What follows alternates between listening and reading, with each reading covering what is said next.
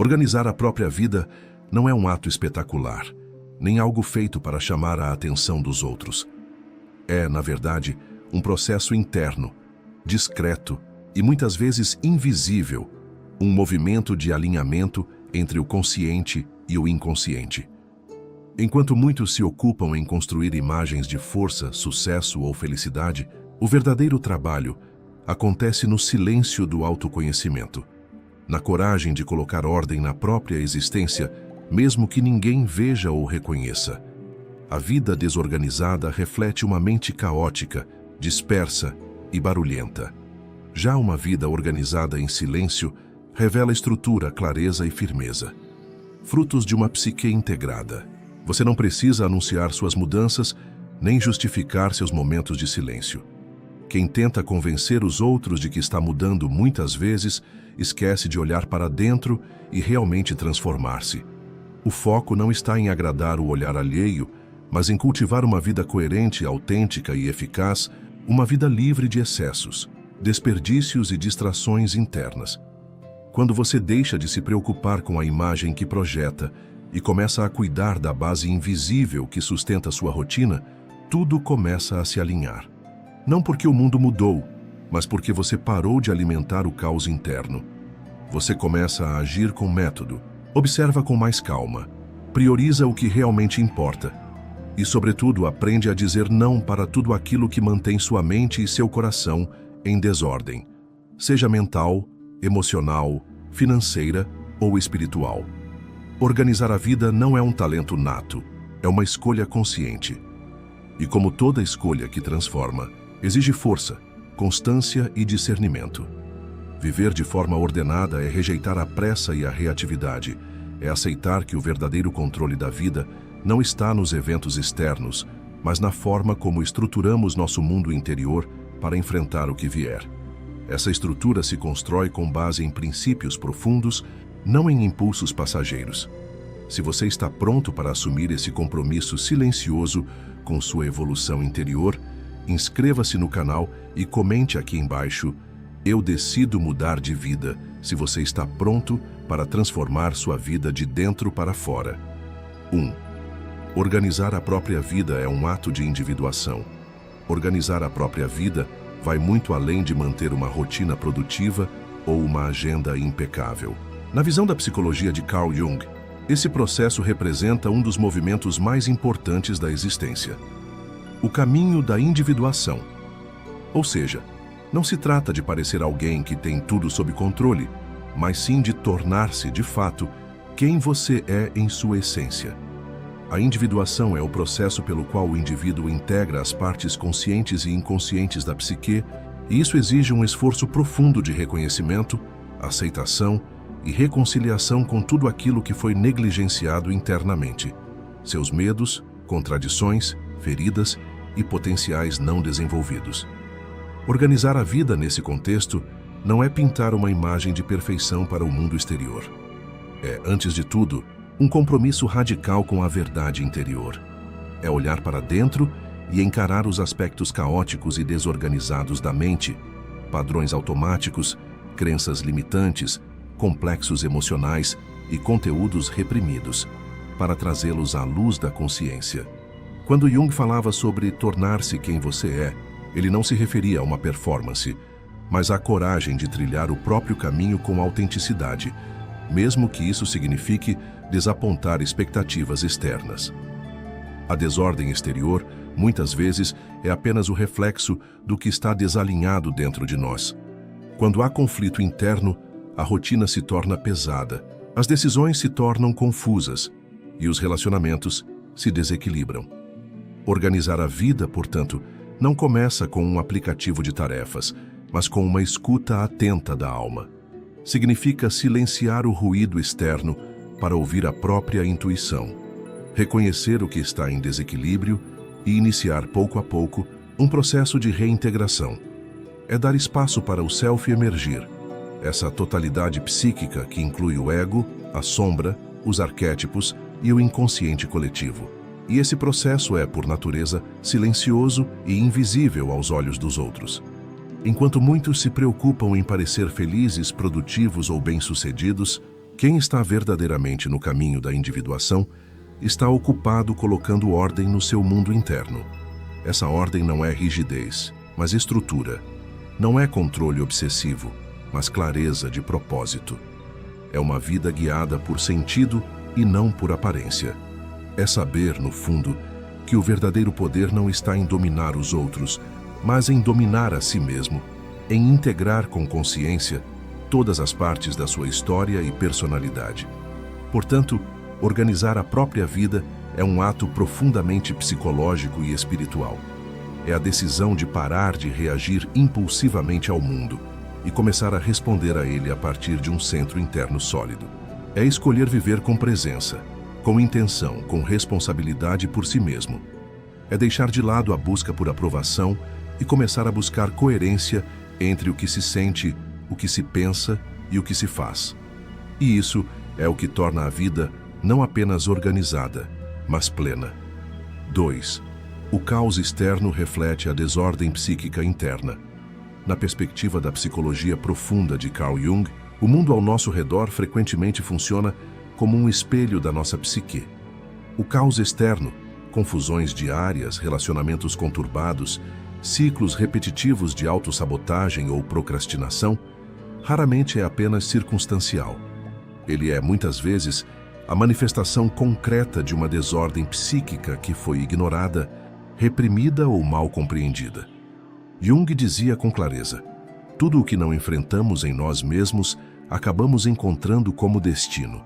Em outras palavras, aquilo que evitamos olhar internamente se projeta no mundo como se viesse de fora, mas, na verdade, está emergindo da sombra.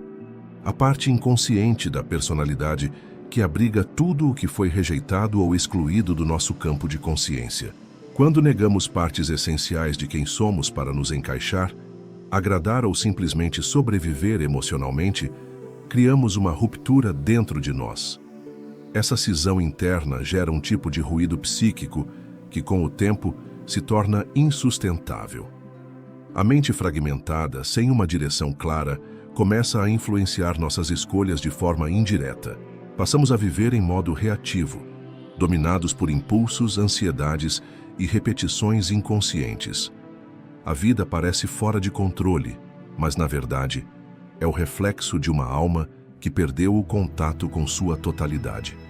É por isso que tentar organizar a vida apenas no nível externo, limpando a casa, criando rotinas ou estabelecendo metas, não é suficiente se o caos interno não for acolhido e compreendido. A verdadeira organização começa quando damos voz ao que foi silenciado dentro de nós. Dores antigas, verdades ignoradas, desejos reprimidos, medos que fingimos não sentir. Só então podemos começar a colocar ordem verdadeira, aquela que nasce da reconciliação com o próprio ser. Nesse sentido, o caos pode ser visto não como um inimigo, mas como um mensageiro. Ele nos convida a olhar para dentro, a escutar os sinais da alma e a iniciar um processo de reintegração. Quando acolhemos a sombra com honestidade e coragem, começamos a ver mudanças reais na nossa realidade externa. A vida se alinha porque nós nos alinhamos. E a ordem, finalmente, deixa de ser uma ilusão e passa a ser uma expressão da harmonia interior. 3. Começar o dia com presença é iniciar o contato com o self. Começar o dia com presença não é apenas uma escolha de bem-estar ou produtividade. É um gesto profundo de reconexão com o que Jung chamou de self, o centro organizador da psique, a totalidade do ser. Enquanto o ego vive às voltas com preocupações cotidianas, distrações externas e demandas sociais, o self representa nossa essência mais profunda, a fonte de sabedoria interna que guia o processo de individuação. Quando logo ao acordar nos entregamos à correria, às notificações, aos compromissos ou ao impulso automático de fazer, nos afastamos do self e mergulhamos no ruído do mundo, reforçando a fragmentação psíquica. Mas quando escolhemos iniciar o dia em silêncio, com presença e intenção, estamos, na verdade, voltando ao nosso centro. O exemplo do motorista Cláudio, que criava um espaço de quietude todas as manhãs antes de enfrentar o caos do trânsito, é mais do que um hábito saudável. É um ritual simbólico de alinhamento interno. Seu momento de silêncio na varanda, observando o céu clarear, respirando profundamente e escrevendo em um caderno surrado, representava uma jornada diária de retorno ao eixo. Ele não estava apenas se preparando para o dia, mas iniciando um diálogo com sua própria alma. Esse ritual é uma imagem arquetípica, o indivíduo que se recolhe para ouvir a voz interior antes de confrontar o mundo exterior. E isso é um dos fundamentos da psicologia junguiana, a escuta interna como forma de integração psíquica. O self não grita, ele sussurra, e só conseguimos ouvi-lo quando a mente está quieta, quando o corpo está presente, quando o ego para de reagir e começa a observar. Esse contato não precisa durar horas. Às vezes, 10 minutos são suficientes para impedir que o caos do dia dite o ritmo da alma. A presença consciente ao acordar funciona como um portal para o sagrado cotidiano. Ela marca a diferença entre um dia vivido em reação e um dia vivido com direção. Jung acreditava que a verdadeira transformação acontece quando deixamos de ser comandados pelas pressões externas e passamos a responder ao chamado interno do self. Começar o dia com presença, então, é mais do que uma técnica. É um compromisso com o despertar da consciência. É declarar em silêncio que sua vida será guiada de dentro para fora, com clareza, propósito e verdade. 4. Reduzir distrações é proteger a conexão com o inconsciente. Vivemos em um tempo onde o excesso de estímulos se tornou o padrão. Notificações incessantes, redes sociais, informações que chegam em avalanche, tudo isso parece fazer parte do cotidiano moderno. Mas há um preço oculto sendo cobrado: a desconexão progressiva de nós mesmos. Carl Jung advertia que o contato com o inconsciente, e por extensão com a alma, só é possível quando a mente está receptiva, quando o ruído externo cessa e há espaço para a escuta interior. Cada distração que aceitamos automaticamente, cada momento em que pulamos de uma tarefa para outra sem consciência, é um passo a mais rumo ao distanciamento de nossa própria essência. O self, a totalidade do ser, não se revela no meio do barulho. Ele habita o silêncio. Emerge quando o ego aquieta sua ansiedade por controle e performance. Ao contrário do que muitos pensam, reduzir distrações não é uma renúncia ao mundo ou ao progresso. É um ato profundo de respeito à própria psique. Quando você escolhe silenciar notificações, diminuir o consumo de conteúdo irrelevante ou se afastar do ruído que te puxa para fora, você está, na verdade, abrindo um canal para o inconsciente se manifestar. A intuição, uma das funções psicológicas mais importantes para Jung, não floresce no caos. Ela é como uma flor rara, que só cresce em terrenos protegidos, longe da pressa e da agitação. Em momentos de quietude, quando a mente para de buscar estímulo e começa a observar, ideias emergem, símbolos se tornam claros, sentimentos recalcados podem ser compreendidos e transformados. Jung via no silêncio um espaço sagrado para a alma falar. É nesse silêncio que sonhos esquecidos se revelam, que insights surgem sem esforço, que imagens interiores podem ser integradas ao consciente. A vida moderna, ao nos empurrar para um estado constante de distração, nos afasta desse processo. E quanto mais distantes estamos de nós mesmos, mais vulneráveis ficamos a repetições inconscientes, padrões autodestrutivos e escolhas sem sentido. Reduzir distrações, portanto, não é apenas uma técnica de produtividade, é uma prática espiritual, psicológica e simbólica de reconquista do próprio centro. Proteger sua atenção é proteger sua alma. Criar momentos de recolhimento e pausa não é luxo, é necessidade profunda para quem deseja se conhecer de verdade, porque só na escuta interna nasce o caminho da transformação. 5. O supérfluo é sombra disfarçada de necessidade. Na perspectiva da psicologia de Carl Jung, o que chamamos de supérfluo muitas vezes é a materialização inconsciente da sombra, aquela parte de nós que não queremos reconhecer, mas que insiste em se expressar. Quando acumulamos objetos, compromissos, hábitos e relações que não têm mais sentido, O fazemos em grande parte para evitar o enfrentamento de vazios internos. O excesso, que na superfície parece conforto, é muitas vezes uma fuga. Jung nos alertava: tudo o que não é integrado em nossa psique permanece atuando nas sombras, e o que é inconsciente governa nossa vida sem que percebamos. O consumo sem reflexão, a agenda lotada, a necessidade constante de estar ocupado ou de manter aparências não são aleatórios. São sintomas de uma psique que tenta preencher, com o externo, o que no interno ainda não foi acolhido. Essa busca constante por mais coisas, mais atenção, mais reconhecimento, é, em muitos casos, uma tentativa de anestesiar o desconforto que sentimos diante de nossa incompletude. No entanto, a verdadeira evolução psicológica não acontece com o acúmulo, mas com o esvaziamento consciente. Questionar o que é supérfluo em nossa vida é um ato de coragem e autoconhecimento. É quando deixamos de buscar no mundo respostas para os conflitos internos e começamos de fato a escutar o que nossa alma está tentando nos dizer através do excesso. Toda vez que acumulamos o que não é essencial, criamos camadas entre o ego e o self, e essas camadas impedem o fluxo da verdadeira transformação. Refinar a psique é, portanto, um processo de depuração. Assim como o alquimista separa o ouro da escória, nós também precisamos separar o que é essencial do que é apenas sombra disfarçada de desejo. Cada objeto sem função, cada obrigação que aceitamos por medo, cada padrão repetido sem consciência, tudo isso carrega a energia psíquica aprisionada. Ao nos libertarmos do supérfluo, abrimos espaço para a autenticidade emergir. E mais do que isso, resgatamos uma parte de nós que estava soterrada sob o peso de expectativas externas e vazios não elaborados. Viver com menos não é empobrecimento, é integração. É quando você olha ao redor e vê apenas o que reflete sua verdade mais profunda.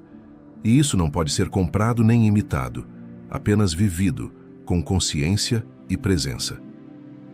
6. Limites saudáveis são fronteiras do ego fortalecido. Na psicologia de Carl Jung, o ego não é o vilão da jornada. Ele é o centro da consciência, responsável por organizar a experiência da realidade e permitir que o indivíduo navegue no mundo com clareza. No entanto, para que o ego cumpra essa função de forma saudável, ele precisa estar bem estruturado, maduro e enraizado na autenticidade. E uma das formas mais evidentes de um ego fortalecido é a capacidade de estabelecer limites claros.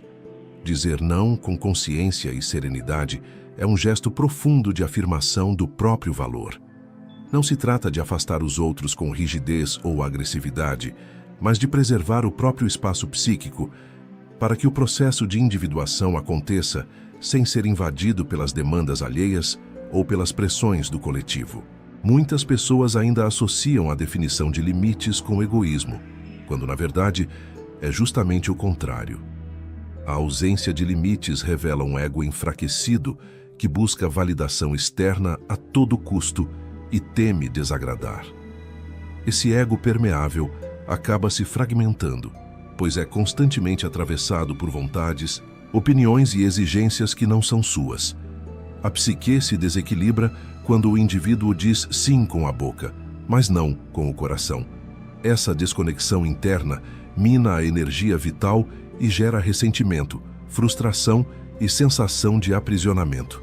Jung nos lembra que o processo de tornar-se quem se é exige delimitação, não para se isolar, mas para criar um espaço seguro onde o verdadeiro self possa florescer. Quando aprendemos a dizer não com clareza, estamos traçando uma linha invisível que demarca onde terminam as expectativas externas e começa a nossa verdade interior. Essa linha não precisa ser imposta com raiva ou explicações exageradas. Ela se expressa em atitudes coerentes, em escolhas firmes, em uma postura que comunica: eu me respeito e espero o mesmo. A verdadeira autoridade não grita, ela se manifesta em silêncio, sustentada por convicção interna. O ego fortalecido sabe o que é negociável e o que é inegociável. E essa sabedoria não nasce do orgulho, mas da intimidade com o próprio mundo interior. Portanto, estabelecer limites é mais do que proteger o tempo ou a energia. É proteger o processo de individuação, o caminho de integração entre ego e self. É afirmar: a minha presença é valiosa e só posso oferecê-la de forma genuína quando não estou me abandonando para agradar. Esse é o solo fértil onde o autoconhecimento cresce. 7. A verdadeira paz vem da reconciliação com a sombra. Na perspectiva da psicologia analítica de Carl Jung, a verdadeira paz interior não se alcança pela tentativa de suprimir emoções, apagar conflitos ou sustentar uma imagem de calma constante. Ao contrário do que muitos acreditam, a serenidade não é ausência de conflito, mas o resultado da integração consciente das forças opostas que habitam a psique. Jung nos ensina que todos nós carregamos uma sombra, o lado oculto, reprimido ou negado de nossa personalidade. São partes nossas que não aceitamos, que julgamos inaceitáveis, inadequadas ou vergonhosas. E enquanto essas partes permanecerem inconscientes, continuarão influenciando nossas ações, decisões e emoções de forma disfarçada e desordenada. Muitas pessoas se esforçam para parecer equilibradas, fortes, amorosas ou espiritualmente elevadas, mas essa fachada, quando não acompanha um trabalho interno autêntico, é apenas uma máscara. O que Jung chamou de persona. A persona é útil para a vida social, mas perigosa quando se torna um substituto do verdadeiro eu. Uma paz sustentada apenas por aparência é frágil, artificial e, muitas vezes, opressora. A negação da sombra cobra um preço alto: ansiedade disfarçada, explosões emocionais inesperadas, doenças psicossomáticas e relacionamentos instáveis. Em vez de negar o que dói, o caminho proposto por Jung é olhar para dentro com coragem, acolher o que foi excluído e dialogar com as partes esquecidas da alma. Reconhecer a raiva, a inveja, o medo, a carência ou mesmo o desejo de controle não é sinal de fraqueza. É um sinal de maturidade psíquica. É nesse processo de confronto com a sombra que começamos a entender nossas reações mais profundas, nossas contradições e nossas feridas. E à medida que integramos essas partes, nossa psique vai se tornando mais completa, mais enraizada, mais verdadeira. Essa integração é o que gera paz genuína, não aquela calma plástica que depende de circunstâncias externas, mas uma serenidade enraizada na aceitação da complexidade do ser. Portanto, não se trata de eliminar o conflito, mas de reconhecer que ele faz parte da jornada. A alma não busca perfeição, busca inteireza. A verdadeira paz, à luz de Jung, nasce quando você deixa de lutar contra si mesmo e começa a dialogar com todas as suas partes, luz e sombra, força e fragilidade. E é nessa reconciliação silenciosa que você encontra a liberdade de ser inteiro. 8. Assumir o controle da atenção é retomar a autonomia psíquica. Na visão de Carl Jung, a atenção não é apenas uma função da consciência, é uma alavanca poderosa de transformação interior. Quando você direciona sua atenção de forma intencional, consciente e constante, está moldando diretamente os conteúdos que serão incorporados à sua psique. Tudo aquilo que você consome, imagens, palavras, relações, ideias, ambientes, passa a fazer parte do seu mundo interno. E se você não escolhe deliberadamente no que prestar atenção, é o inconsciente coletivo que escolhe por você. Em outras palavras, deixar sua mente à mercê do fluxo caótico de estímulos externos é como entregar o volante da sua própria vida a forças impessoais, automatizadas e inconscientes. A atenção distraída é um sintoma da fragmentação interior. A cada clique impulsivo, a cada notificação que desvia seu foco, a cada conteúdo que você absorve sem filtrar, você se afasta um pouco mais do eixo da sua própria consciência. Jung nos lembra que a individuação, o processo de tornar-se quem se é, exige disciplina interior, exige presença. E presença começa com atenção. Não uma atenção superficial, mas um estado profundo de escuta, de observação, de escolha consciente. A mente que não aprende a filtrar o que absorve é facilmente colonizada por ideias prontas, por padrões coletivos, por arquétipos distorcidos que não representam sua verdade mais íntima. Assumir o controle da atenção é um ato radical de autonomia psíquica.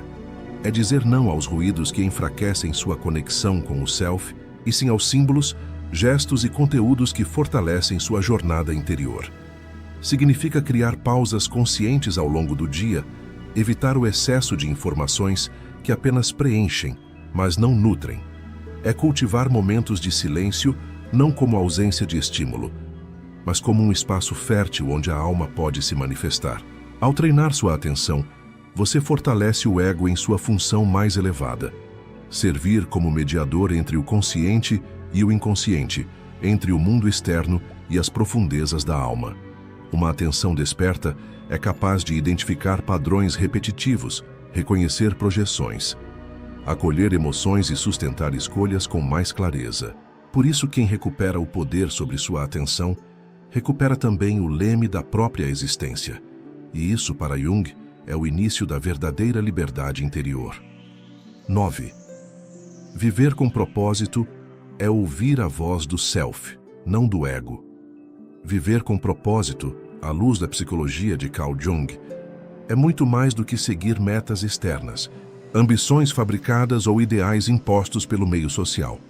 É, acima de tudo, escutar a voz do self, essa instância profunda da psique que representa a totalidade do ser, a essência que busca emergir à consciência ao longo da vida.